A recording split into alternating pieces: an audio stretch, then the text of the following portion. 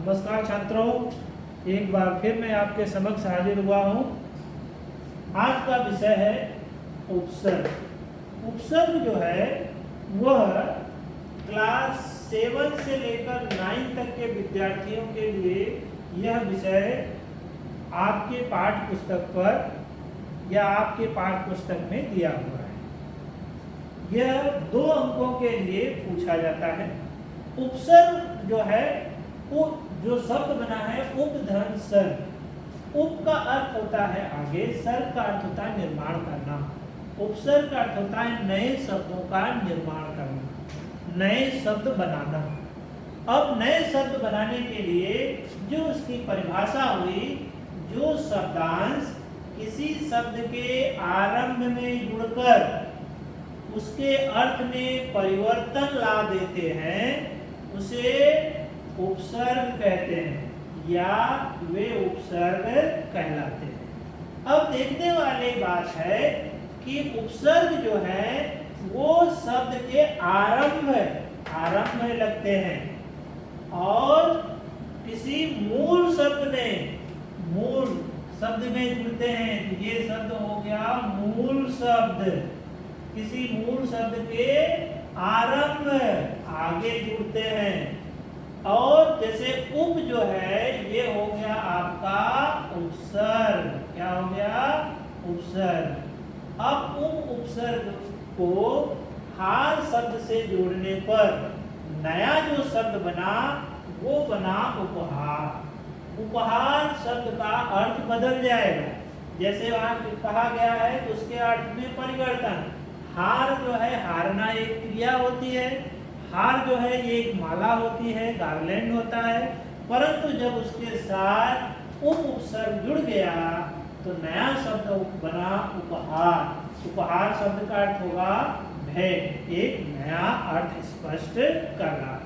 अब उपसर्ग को जानने के लिए यह समझें कि उपसर्ग एक शब्दांश होते हैं। तो ये जो उपसर्ग लगाया गया है ये एक शब्द का अंश होते हैं, टुकड़ा होते हैं।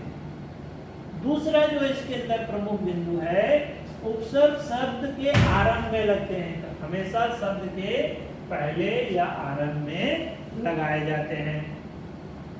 उपसर्ग जो है शब्द के अर्थ में परिवर्तन लाते हैं या उपसर्ग शब्द के अर्थ को प्रभावित करते हैं। जैसा मैंने अभी आपको समझाया कि उपधन हार लगाने से उपहार में उपहार शब्द का अर्थ हुआ भेद। अब यहाँ जो प्रश्न पूछने का तरीका है वह पूछा जाता है कि आप उपसर्ग से, जैसे आपने यहाँ लिख दिया कि उपसर्ग से नए शब्द निर्माण करें। उपसर्ग दे दिया गया है, जैसे आपको प्र उपसर्ग दिया गया है, ठीक है, कि प्र उपसर्ग से 2 नए शब्द बनाए तो आप कहेंगे प्रयोग, ठीक है। तो प्रधन योग से प्रयोग, प्रबल, प्रधन बल, प्रबल। और कभी कभी जैसे आपको शब्द दिया गया है प्रयोग, अब प्रयोग शब्द दिया गया है तो अब इसको कहा जाएगा उपसर्ग और मूल शब्द को अलग कीजिए। ये वाली घटना, उपसर्ग और मूल शब्द को अलग कीजिए। जैसे प्रयोग शब्द है, प्रयोग शब्द में आप देखिए कि उपसर्ग क्या हो जाएगा? प्र। उपसर्ग क्या हो जाएगा? यहाँ पर प्र उपसर्ग हो जाएगा। और शब्द मूल शब्द क्या हो जाएगा? योग। प्रयोग का अर्थ होता है एक्सपेरिमेंट, ठीक है। तो आप तरह तरह के विभिन्न लेखों में जाके जो प्रयोग करते हैं वो प्रयोग शब्द बनेगा। तो प्रधन योग के मेल से बना प्रयोग शब्द। ये तो उपसर्ग हो गया प्र और योग हो गया मूल शब्द।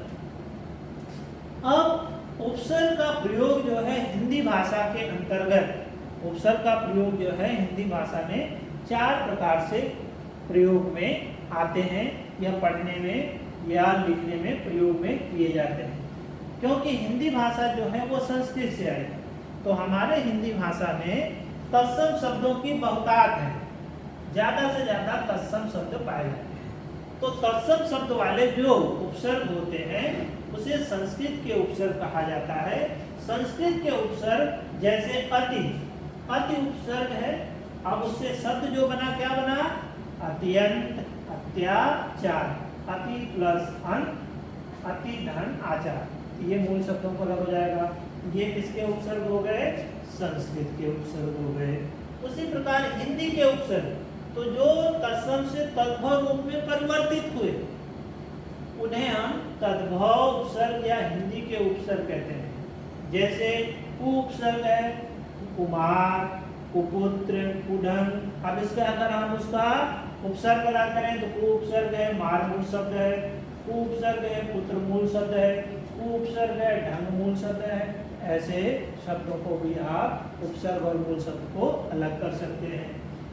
तीसरा जो है वह उर्दू के उपसर्ग। उर्दू अर्थात अरबी और फारसी के जो शब्द हैं, अरबी और फारसी के जो शब्द हैं उनको आप कहेंगे उर्दू का। ये उर्दू के बहुत से शब्द हमारी भाषा में प्रयोग में आते हैं। जैसे है कम, कम उपसर्ग है, कम उपसर्ग है तो ये हो गया कम खर्च, कमजोर। तो ये कम कम कम से जो बना कम खर्च कमजोर, ये उर्दू भाषा के उपसर्ग हैं या उर्दू के उपसर्ग हैं जो हिंदी में प्रयोग किए जाते हैं। उसी तरह खुश, खुशहाल, खुशदिल, वो भी अरबी और फारसी के शब्द हैं। अंग्रेजी कुछ मात्रा में अंग्रेजी शब्दों का भी हमारे भाषा में प्रयोग होता है। जैसे head, head master, head clerk, chief, chief justice, chief minister. इस प्रकार के शब्द अंग्रेजी भाषा के भी शब्द उपसर्ग हमारी भाषा में प्रयोग किए जाते हैं। तो विद्यार्थियों इसमें हमने सीखा उपसर्ग के बारे में। उपसर्ग जो है किसी मूल शब्द के आगे जुड़ते हैं और उनके अर्थ में परिवर्तन करते हैं। परीक्षागत आपको पूछा जाता है उपसर्गों को अलग कीजिए, मूल शब्द अलग कीजिए या उपसर्गों से नए शब्द बनाइए।